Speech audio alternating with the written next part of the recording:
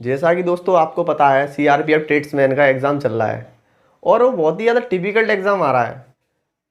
बच्चों को पता नहीं चल पा रहा है पेपर आ कहाँ से रहा है, किस टॉपिक से ज़्यादा पूछ रहा है। कहीं रीजनिंग ज़्यादा आ रही है तो कहीं मैथ ज़्यादा आ रहा है, तो आ कहाँ से रहा है। जैसे हमने इस वीडियो में बताएंगे आपको कि सीआरपीएफ ट्रेड्समैन 2023 में जो एग्ज़ाम चल रहा है उसमें किस टॉपिक से सबसे ज़्यादा क्वेश्चन आ रहे हैं। अभी तक किसी को ये नहीं पता है नॉर्म वर्बल ज़्यादा रीजनिंग पढ़नी है कि सादा रीजनिंग पढ़नी है, कौन सी रीजनिंग पढ़नी है। और जीएस पढ़े तो कहाँ से पढ़े। अब जिसका एग्जाम अब कुछ दिनों में होने वाला है, एक आध दिनों में जिसका एग्जाम है, वो इतनी जल्दी तैयारी कहाँ से कर ले। क्या पता है आपको कहाँ से कर ले। लेकिन इस बात को हम बताएंगे तैयारी करनी कहाँ से है। क्योंकि हमारा एक जो हमसे किसी बच्चे ने जानकारी ली थी तो हमने उसे बताया तो उसने 70 से ज़्यादा क्वेश्चन कर दिए। लेकिन वो कह रहा था कि मैं 50 ही कर पाऊंगा, लेकिन उसने 70-75 क्वेश्चन कर दिए।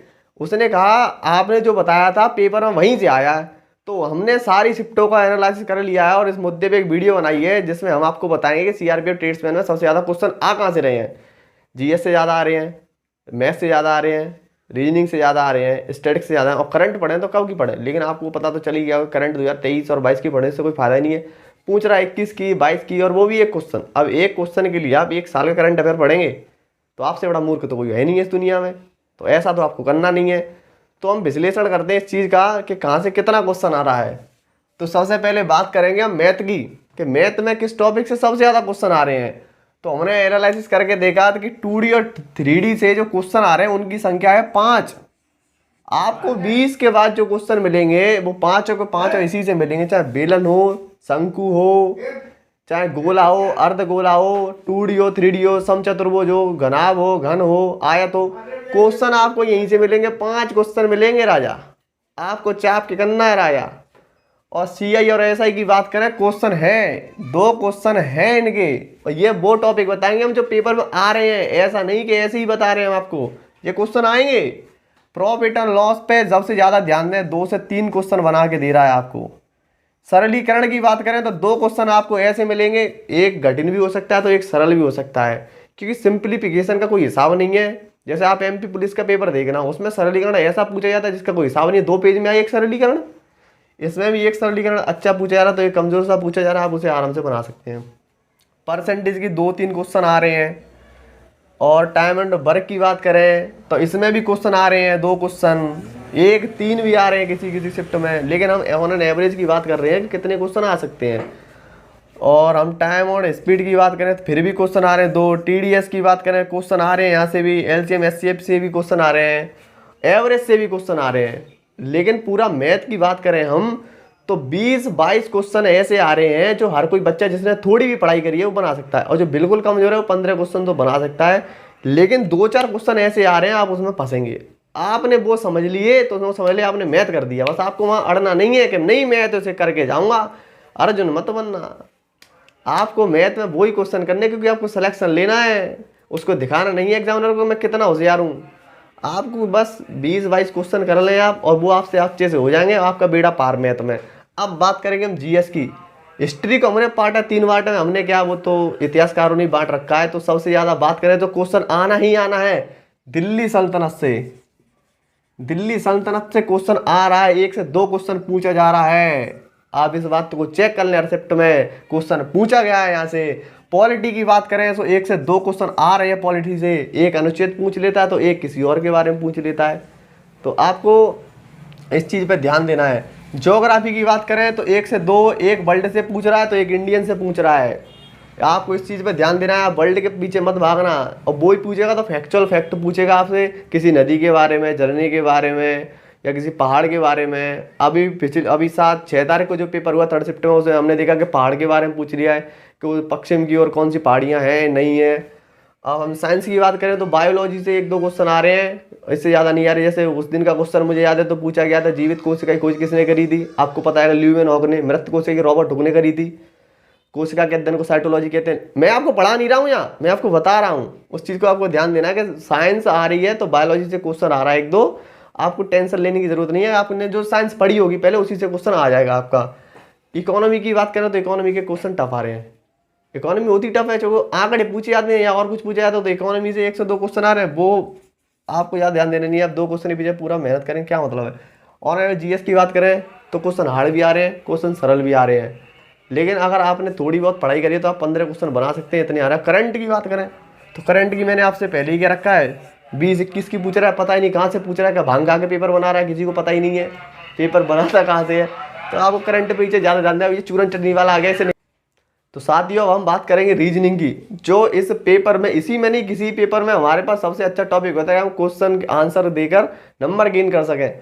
रीजनिंग में ये भांग खा के बना रहा है, कैसे रीजनिंग में नॉर्मल में रीजनिंग से दे रहा है कम से कम 10 से 15 क्वेश्चन, पता नहीं क्या चाहता है ये बच्चों से।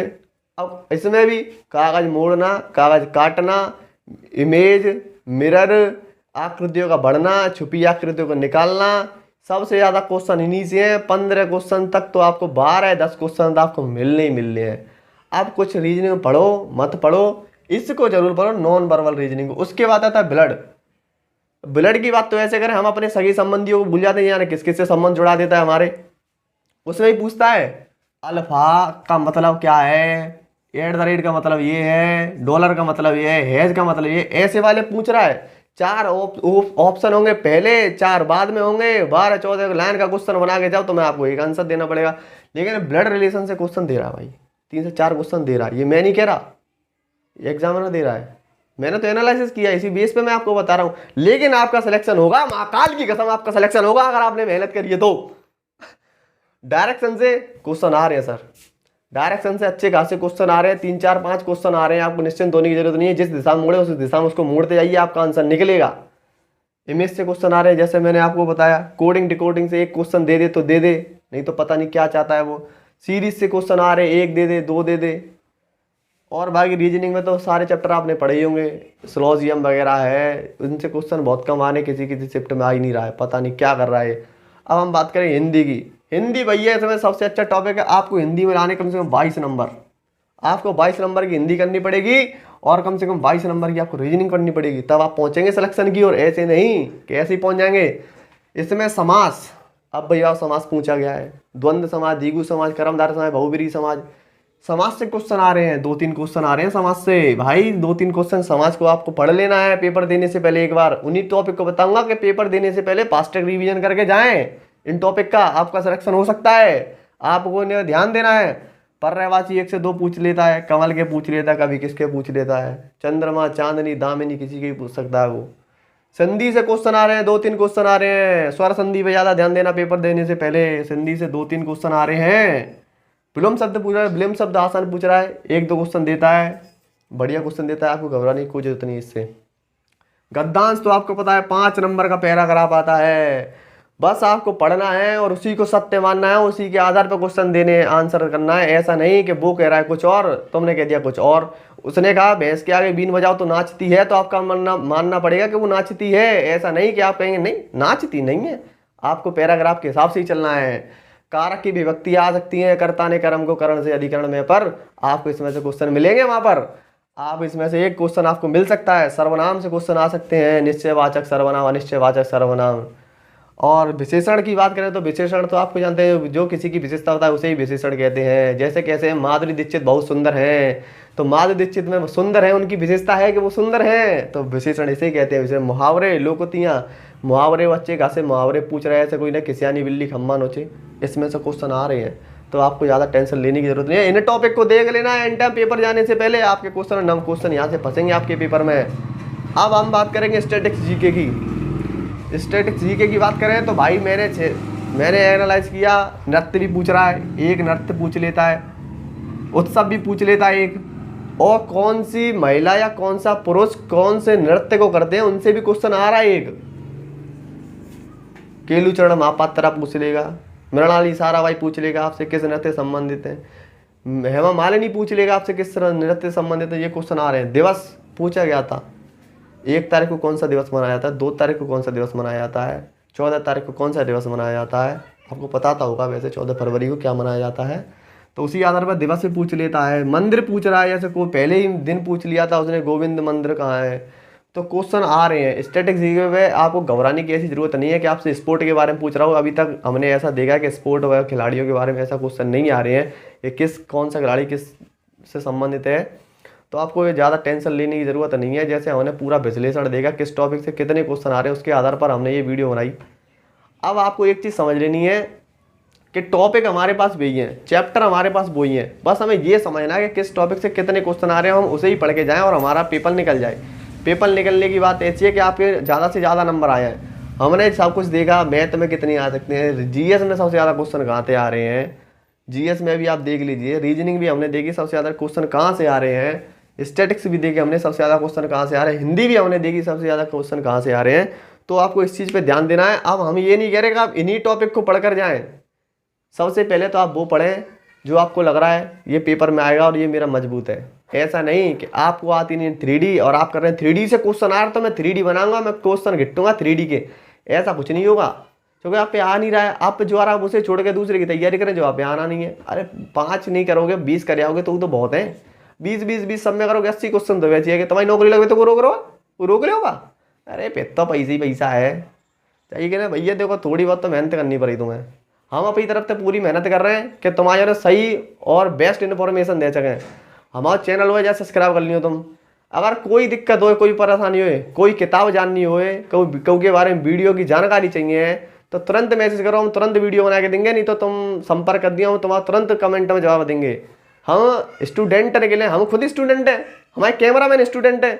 हम अपने जैसे छात्र ने बहुत आगे तक ले जाए सोचते हैं, कोई जानकारी से वंचित नहीं रहे। हम यही सोच के हमारे चैनल बना हुआ है और वीडियो बना हुआ है।